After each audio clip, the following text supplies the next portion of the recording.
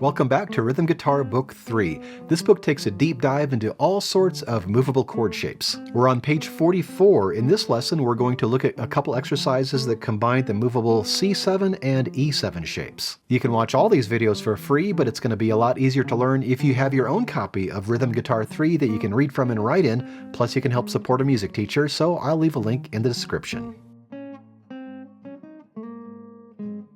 On top of page 44, we have number R68, an E7 and C7 shape etude. This one will be combining your movable E7 and C7 shapes. So let's take a look at these chords. We begin with a C7 marked in 8th position. So that means our first finger is going to be at the 8th fret. And there is a C right there at the 8th fret on the 6th string. And because the root note is on the 6th string, that we'll use the E7 type shape. Then we have an F7 marked in 6th position. Now, if we're looking at our root notes on the 5th and 6th strings, there is no F there at the 6th fret. There is an F, however, 2 frets higher at the 8th fret. Remember, the position marker tells you where your first finger is.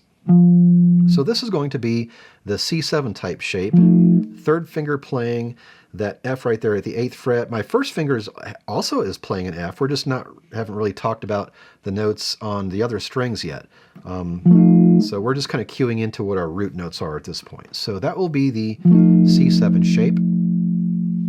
B flat 7 at the 6th fret. Or we have a B flat note at the 6th fret on the 6th string. That will be with that E7 shape.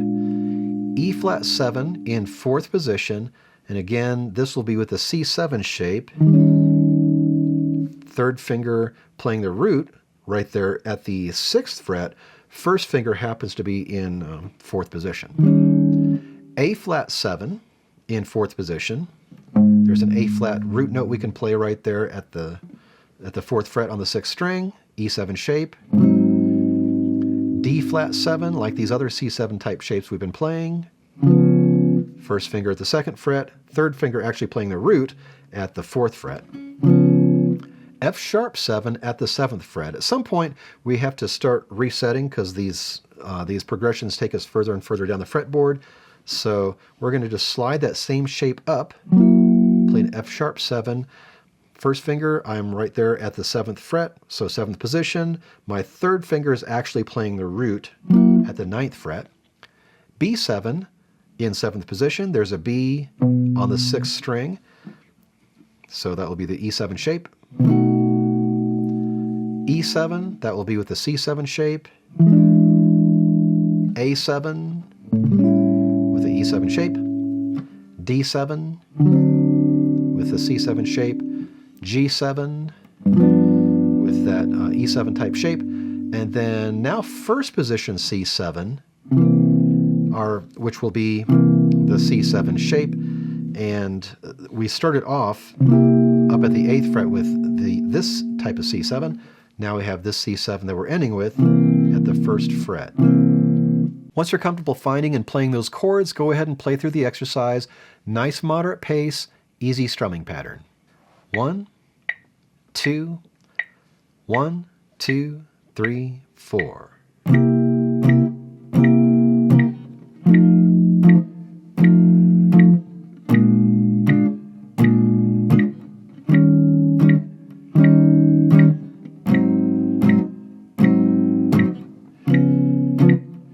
Slide up.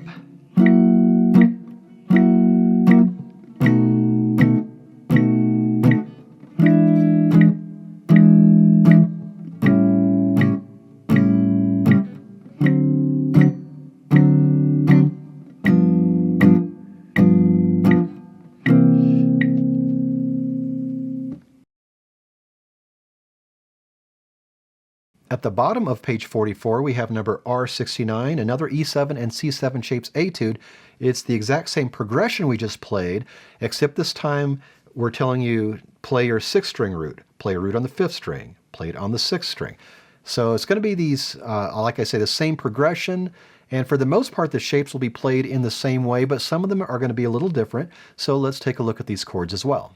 C7 with a 6th string root, so we find our C note on the 6th string. That's going to be at the 8th fret with the E7 shape. F7 with the root on the 5th string, so that will also be at the 8th fret. And this will be with the C7 shape, so instead of playing a root with the 1st finger, you're going to play a root with the 3rd finger. And make sure you're muting the 1st string like we talked about in the last lesson. If you don't mute the 1st string, you're going to get some really interesting chords. So mute the 1st string by taking your 1st finger, slightly collapsing it, flattening it out a little bit so it mutes that string. Moving on, B flat 7, root on the 6th string. So on the 6th string, the B flat is at the 6th fret with the E7 shape. E flat 7, root on the 5th string. That will also be at the 6th fret with that C7 shape. 3rd finger playing that root and muting the 1st string. A flat 7, root on the 6th string. That'll be at the 4th fret with the E7 shape. D flat 7 with a 6th string root as well. So we're just going to take that same shape, slide it up to the D flat 7 to the D flat at the 9th fret and play that same shape. F sharp 7 with a root on string 5. That will also be at the 9th fret, but again your root note will be played with your 3rd finger with the C7 shape. B7 with the root on the 6th string. That will be at the 7th fret, played with the E7 shape. E7 root on the 5th string. That will be the C7 shape. A7 root on the 6th string. That's going to be at the 5th fret. E7 shape. D7 root on the 5th string. 3rd finger playing that root, and this is going to be the C7 shape. G7 root on the 6th string. E7 shape, that's going to be the 3rd fret. And then C7 root on the 5th string. That will be played with your 3rd finger, and that of course will be the C7 shape. Once you're comfortable finding and playing those chords, go ahead and play through the exercise. As always, a nice easy pace, nice easy strumming pattern. 1, 2, 1, 2, 3, 4.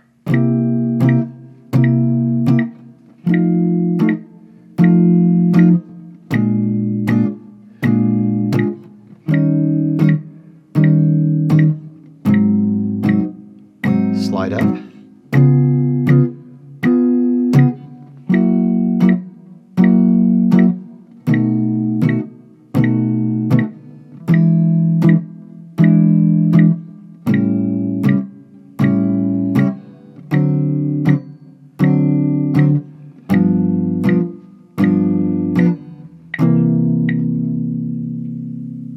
Your assignment is to practice the exercises on page 44 and continue memorizing the notes on strings 5 and 6 if you need to. And don't forget to order your own copy of Rhythm Guitar 3. The link is in the description. Take your time with this, and then when you're ready, I'll see you on page 45. We have some more exercises that combine the movable E7 and C7 shapes.